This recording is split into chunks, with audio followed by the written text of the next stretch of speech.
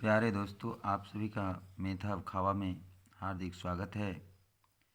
आज हम class 10th का दूसरा अध्याय यानी पॉलिनोमियल चैप्टर को शुरू करने जा रहे हैं।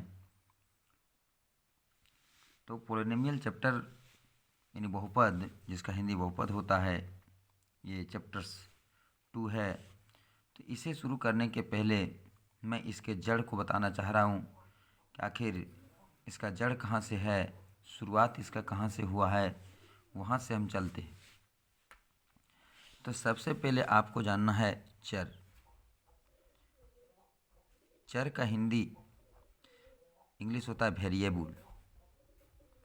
चर को इंग्लिश में क्या कहते हैं? वेरिएबल।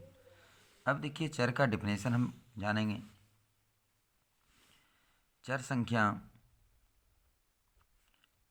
चर हम उसे कहते हैं जिसका मान,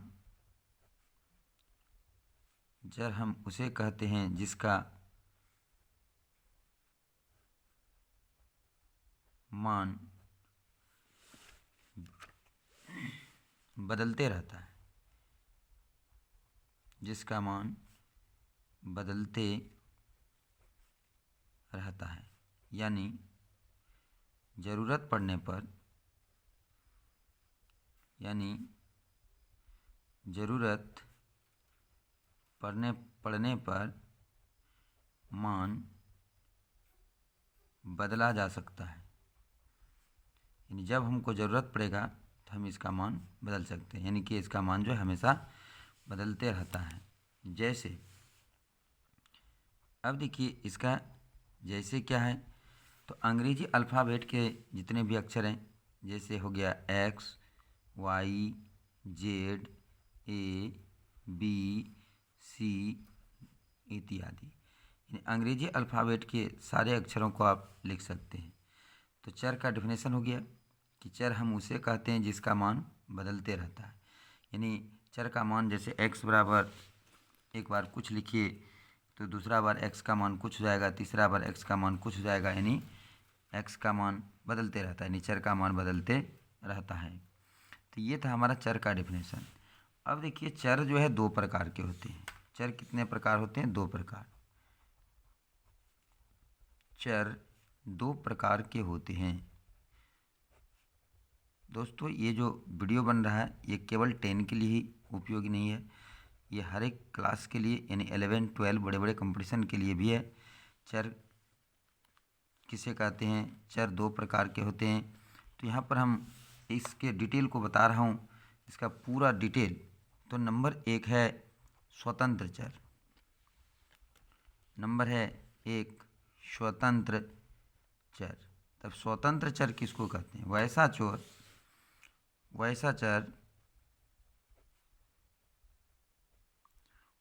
चर जो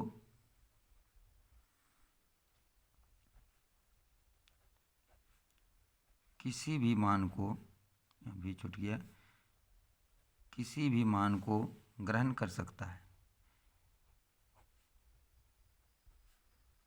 वैसा चर जो किसी भी मान को ग्रहण कर सकता है उसे स्वतंत्र चर कहते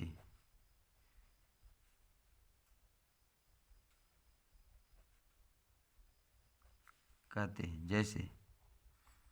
जैसे आप सपोज कीजिए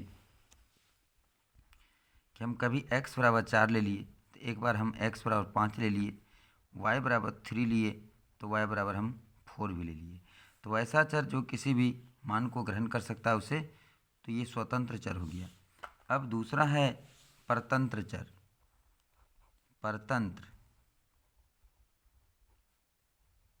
परतंत्र चर, चलिए इसका डिफिनेशन बता रहा हूँ। वैसा चर जो स्वतंत्र चर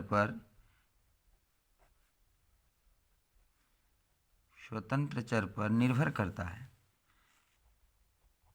स्वतंत्र चर पर निर्भर करता है, उसे हम परतंत्र चर कहते हैं। परतंत्र चर कहते हैं। चलिए हम इसको डिफिनेशन तो लिखा दिए, अब इसको हम उदाहरण के माध्यम से समझा रहे हैं। तो देखिए इसका उदाहरण क्या है। सपोज दैट y बराबर 3x + 5 ले लीजिए। अब यहाँ पर देखिए ये जो है परतंत्र चर है, y क्या है, परतंत्र चर है। ये स्वतंत्र चर x के मान पर निर्भर करेगा। एक उदाहरण स्वरूप लीजिए कि अब y बराबर क्या आएगा, यदि x बराबर 1 लेते हैं, x बराबर क्या लेते हैं 1, तो क्या हो जाएगा 3 × 1 + 5 बराबर 8 हो गया। अब यदि हम ये y का मान 8 हो गया और यहाँ पर यदि हम y x के जगह पर 2 ले लेते हैं तो कितना हो जाता है, 3 दूनी 6 जोड़ 5 तो 11 हो गया। तो ऐसा चर जो स्वतंत्र चर पर निर्भर करता है उसे हम परतंत्र चर कहते हैं। तो यहाँ पर स्वतंत्र चर क्या है, y है, लेकिन यह परतंत्र चर यानी इस पर निर्भर करता है, जो स्वतंत्र चर पर निर्भर करता है। तो स्वतंत्र चर यहाँ पर क्या है, x है, x पर निर्भर कर रहा है कौन, y परतंत्र चर है और x क्या है, स्वतंत्र चर है। स्वतंत्र चर जो है यहाँ पर देखिए कुछ भी मान हम रख सकते हैं। यहाँ पर एक बार हमने x बराबर कितना रखा 1, दूसरी बार हम x बराबर कितना रख रहे हैं 2। तो ये x जो है हमारा स्वतंत्र चर है और y जो है, y का मान देखिए बदल रहा है, स्वतंत्र चर के आधार पर बदल रहा है, इस पर निर्भर कर रहा है। तो y जो है परतंत्र चर है और x जो है इस समीकरण का स्वतंत्र चर है। तो ये था चर। अब हम अचर का डिफिनेशन बताने जा रहे हैं। अचर का इंग्लिश होता है कांस्टेंट।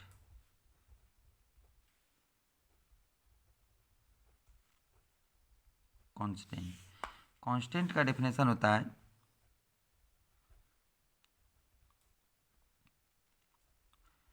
जिसका मान कभी नहीं बदलता है, जिसका मान कभी नहीं बदलता है उसे हम अचर संख्या कहते हैं, उसे हम अचर संख्या कहते हैं। यानी इसका मान जो है कभी बदलता ही नहीं है। जैसे आप उदाहरण से समझिए, जैसे 2 है, 3 है, 4 है, 6 है, 8 है, √2 है, √3 है, √5 है, 2/3 है इत्यादि। इन सभी का मान जो है कभी बदलता ही नहीं है।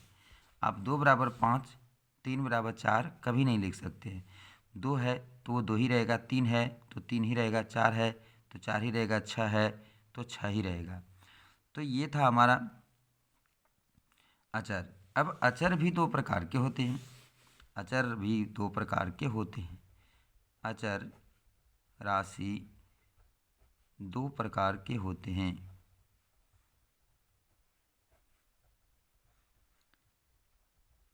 ये क्लास 10 तक उपयोगी नहीं है, लेकिन ये 10 से आगे बढ़ने के बाद इसका उपयोग है। तो नंबर 1 है निरपेक्ष अचर। नंबर 1 है निरपेक्ष अचर। इंग्लिश में इसको कहते हैं एब्सोल्यूट कांस्टेंट। Absolute constant. देखिए इसका डिफिनेशन क्या है, वैसे अचर जिसका मान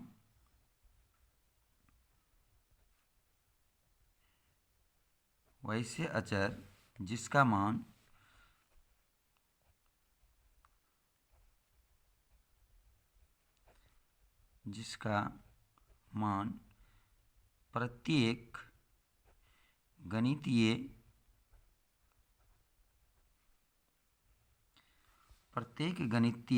प्रक्रियाओं में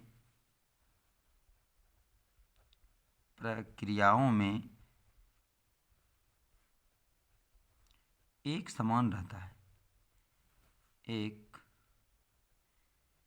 समान रहता है, उसे हम निरपेक्ष मान कहते हैं। उसे हम निरपेक्ष अचर कहते हैं।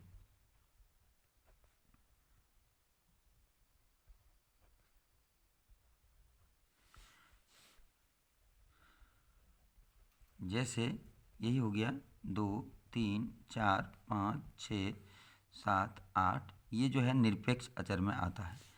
ये जो है क्या कहा लिखा है, वैसे अचर जिसका मान प्रत्येक गणित प्रक्रियाओं में एक समान रहता है उसे हम निरपेक्ष अचर कहते हैं। अब देखिए निरपेक्ष अचर, उसके बाद अब स्वेच्छ अचर बताएंगे, तब आप इसके अंतर को समझ पाएंगे। तो स्वेच्छ अचर वैसे अचर जिसका मान एक प्रक्रिया में नियत रहता है लेकिन संदर्भ बदलने पर उसका मान जो है बदल जाता है। तो चलिए अब आपको वहाँ से हम समझा रहे हैं। चलिए दोस्तों, अब हम आप लोगों को बता रहे हैं स्वेच्छ अचर। तो स्वेच्छ अचर, इसको इंग्लिश में कहते हैं आर्बिट्रेरी कांस्टेंट। ये अब जब 11, 12 में पढ़ेंगे, पार्ट 1 पार्ट 2 में पढ़ेंगे तो इसका ज़्यादा यूज है। वैसे अचर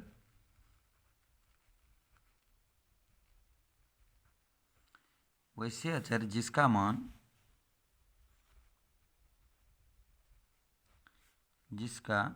मान एक प्रक्रिया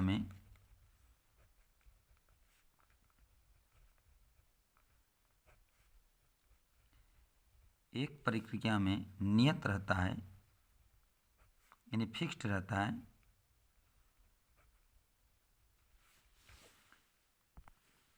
लेकिन संदर्भ बदलने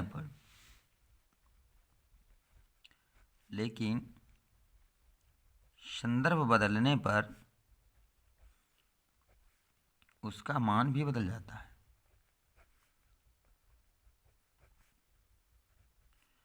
उसका मान भी बदल जाता है। उसे हम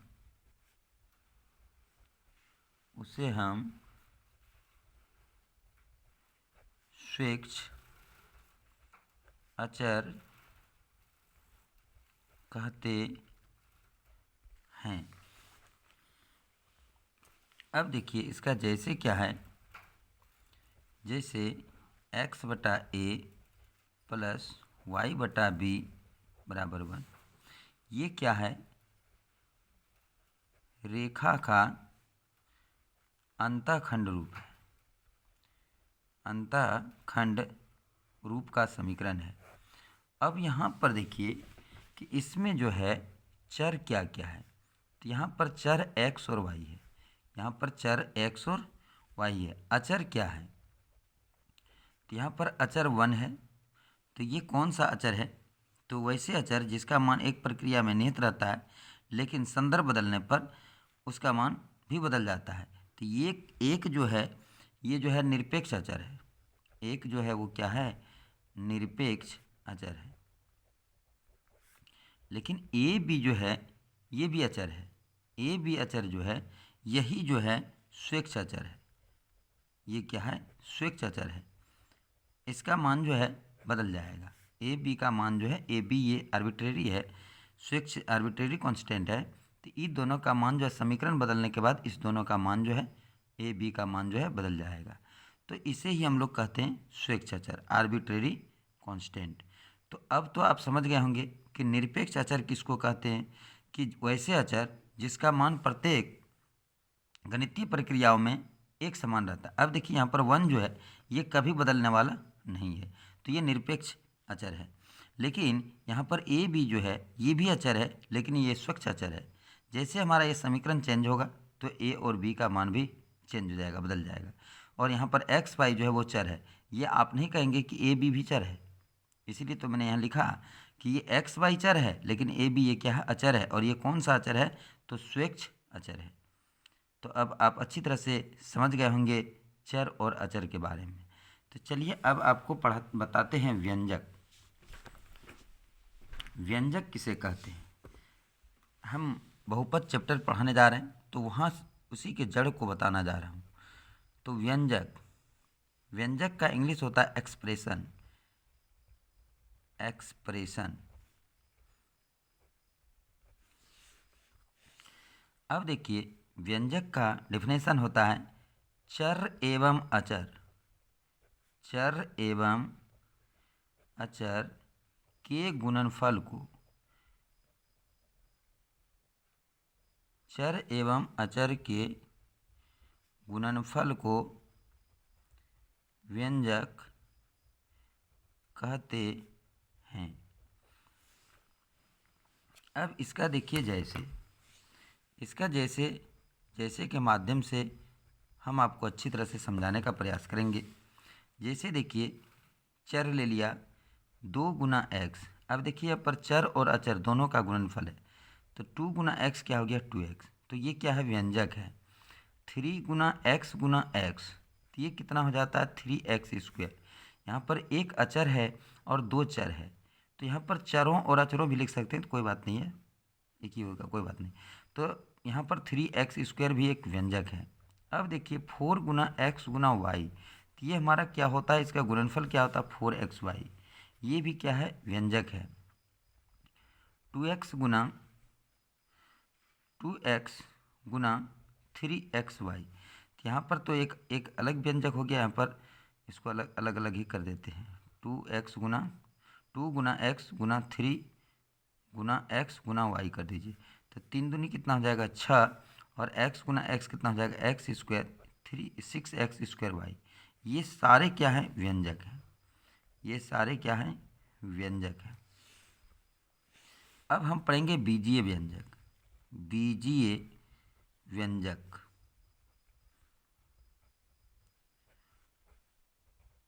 अल्जेब्राइक एक्सप्रेशन।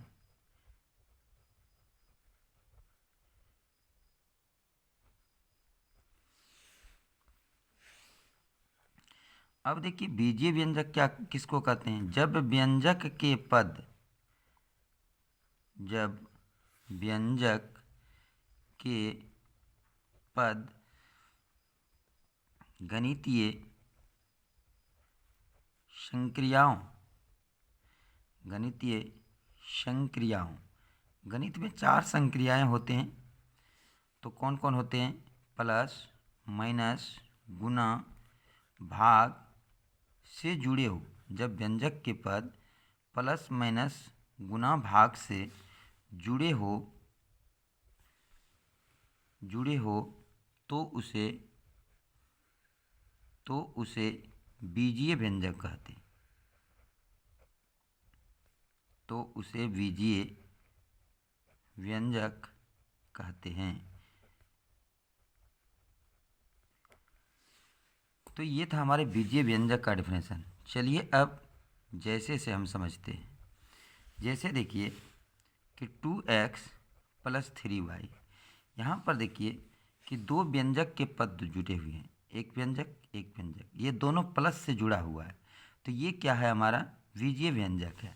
अब दूसरा उदाहरण आप लीजिए, 3x² - 4xy + 6x²y। यहाँ पर देखिए प्लस है माइनस है, दोनों जो है चिन्ह दिया हुआ है और ये जुड़ा हुआ है, तो ये जो दोनों है ये बीजीय व्यंजक है। और उदाहरण ले लीजिए, जैसे 6x² y + 3x + 5xy और बहुत सारा होगा, तो ये भी क्या है बीजीय व्यंजक है। यानी प्लस माइनस से जुड़ा हुआ है, गुना भाग से भी जुड़ा हुआ मिलेगा आपको, तो इस सब उदाहरण जो है बीजीय व्यंजक के उदाहरण हैं। चलिए देखिए इस तरह भी होगा, 3x² + 4x² y + 3xy³, तो ये क्या है बीजीय व्यंजक है।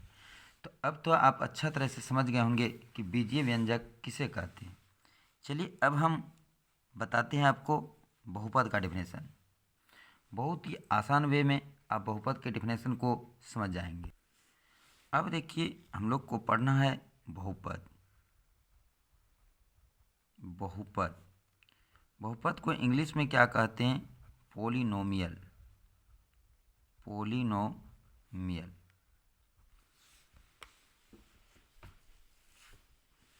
देखिए इसका डेफिनेशन बहुत ही सरल भाषा में बुक से हट के मैं बता रहा हूँ। जिस बीजीय व्यंजक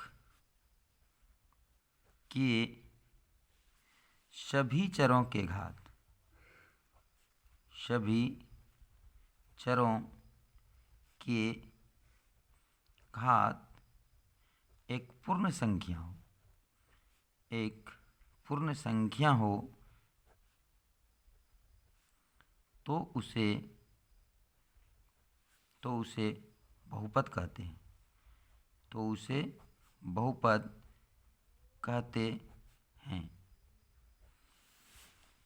अब देखिए क्या लिखे कि जिस बीजीय व्यंजक के सभी चरों के घात एक पूर्ण संख्या हो तो उसे बहुपद कहते हैं। चलिए जैसे से आपको समझा रहा हूँ। अब जैसे से आप एक कोई भी बीजीय व्यंजक ले लीजिए। जैसे हमने ले लिया 3x³ 4x² प्लस 6x। तो अब देखिए ये एक बीजीय व्यंजक है। यहाँ पर ये बीजीय व्यंजक के पद हैं, 3 पद यहाँ पर है। अब इस क्या लिखेंगे? जिस बीजीय व्यंजक के सभी चरों के घात एक पूर्ण संख्या हो। अब यहाँ पर आप देखिए घात, चर का घात आप देखिए, चर का घात क्या क्या है। तो यहाँ पर पहले देखिए इसका घात क्या है? 3, इसका घात क्या है? 2, इसका घात क्या है? कुछ नहीं तो 1। अब ये तीनों क्या है? पूर्ण संख्या। अब आपको पूर्ण संख्या याद दिलाता हूँ कि पूर्ण संख्या किसे कहते हैं। तो पूर्ण संख्या हम 0 से हम शुरू करते हैं। 0, 1, 2, 3, 4, 5, 6, 7, 8 ... अब यहाँ पर देखिए 3 भी पूर्ण संख्या है, 2 भी पूर्ण संख्या, 1 भी पूर्ण संख्या। तो डिफिनेशन के आधार पर ये मिल रहा है तो ये बहुपद है। डिफिनेशन के आधार पर ये बहुपद है। यानी डिफिनेशन फिर से देखिए कि जिस बीजीय व्यंजक के सभी चर, तो यहाँ पर 3 ठो चर है, तीनों चरों का घात जो है पूर्ण संख्या है, तो इसलिए ये क्या है? बहुपद है। तीनों चरों के घात पूर्ण संख्या है तो ये बहुपद है। अब हम लेते हैं अगला उदाहरण। अब देखिए उदाहरण नंबर 2, 3x पर power 4 plus 4x² plus 6x³ plus 7। अब देखिए इसमें भी चर का आपको घात देखना है। तो इसमें चर का घात क्या है? तो चर का घात यहाँ पर देखिए 4 है तो आप 4 लिख लीजिए। यहाँ पर 2 है, यहाँ पर 2 लिख लीजिए। यहाँ पर 3 है, 3 लिख लीजिए। और यहाँ पर कुछ नहीं तो यहाँ पर 0 है, कुछ नहीं तो 0। इसीलिए कि हम लिख सकते हैं 7x पर पावर 0 तो 7 का 7, और किसी भी संख्या पर 0 पावर आता है तो 1 होता है और 0 7 हो जाएगा। इसलिए यहाँ पर कितना है? 4, 2, 3 और यहाँ पर कितना है? 0 है। ठीक है। तो अब ये भी देखिए पूर्ण संख्या है, ये भी पूर्ण संख्या, ये भी पूर्ण संख्या, ये भी पूर्ण संख्या, ये भी पूर्ण संख्या। तो ये चारों घात इसका जो है पूर्ण संख्या है, इसलिए ये भी क्या है? बहुपद है। अब हम तीसरा उदाहरण आपको दिखा रहे हैं। जैसे देखिए 4x पर power -3 plus 6x² plus 7x plus 8। अब यहाँ पर आप घात को देखिए, यहाँ पर चर का घात देखिए। तो चर का घात, पहला घात देखिए -3 है, दूसरा घात देखिए 2 है, यहाँ पर घात 1 है, यहाँ पर घात 0 है। अब देखिए कि ये तीनों पूर्ण संख्या है, ये तीनों कौन संख्या है? पूर्ण संख्या है। लेकिन ये क्या है? ऋणात्मक संख्या। ये कैसा संख्या है? ऋणात्मक संख्या है। तो ये जो है बहुपद नहीं है, बहुपद नहीं है। तो आप अब अच्छी तरह से समझ गए होंगे कि कौन सा बहुपद होगा और कौन सा बहुपद नहीं होगा। एक उदाहरण और मैं ले रहा हूँ। जैसे 1/x² प्लस 4। यहाँ पर ये जो है बहुपद नहीं होगा। क्यों नहीं होगा? क्योंकि यहाँ पर इसको हम ऊपर ले चलेंगे। ठीक है, इसको हम ऊपर ले चलेंगे तो इसका घात जो है प्लस में है तो इसका घात ऊपर जाके माइनस हो जाएगा। ठीक है, जो एक्स स्क्वायर जो नीचे है इसको ऊपर हम ले चलेंगे तो इसका घात जब भी, अब इस बात को आप याद रखिएगा कि कोई भी यदि चर है वो नीचे रहेगा तो उसे हम ऊपर ले जाएंगे तो उसका पावर जो है प्लस में होगा तो ऊपर जाके माइनस हो जाएगा और वो ऋणात्मक संख्या हो जाएगा और वो कभी भी बहुपद नहीं होगा। ठीक है, तो दोस्तों आज इतना ही। फिर मिलते हैं फिर मिलते हैं अगले दिन बहुपद के प्रकार से। इसके आगे अब अगले वीडियो में आपको बताएंगे घात के आधार पर बहुपद कितने प्रकार के होते हैं, पद के आधार पर बहुपद कितने प्रकार के होते हैं, बहुपद के प्रकार आपको बताएंगे। यहाँ से आप बहुपद को समझ गए होंगे कि बहुपद किसे कहते हैं, बहुपद का जड़ क्या है, कहाँ से इसका शुरुआत हुआ, वहाँ से आपको यहाँ तक पहुँचा दिए। तो दोस्तों यदि आपको हमारा वीडियो अच्छा लगा, हमारा पढ़ाई जो यदि समझ में आता है तो आप चैनल को लाइक करें, सब्सक्राइब करें, दूसरे तक शेयर करें। बस आज इतना ही। जय हिंद, जय भारत।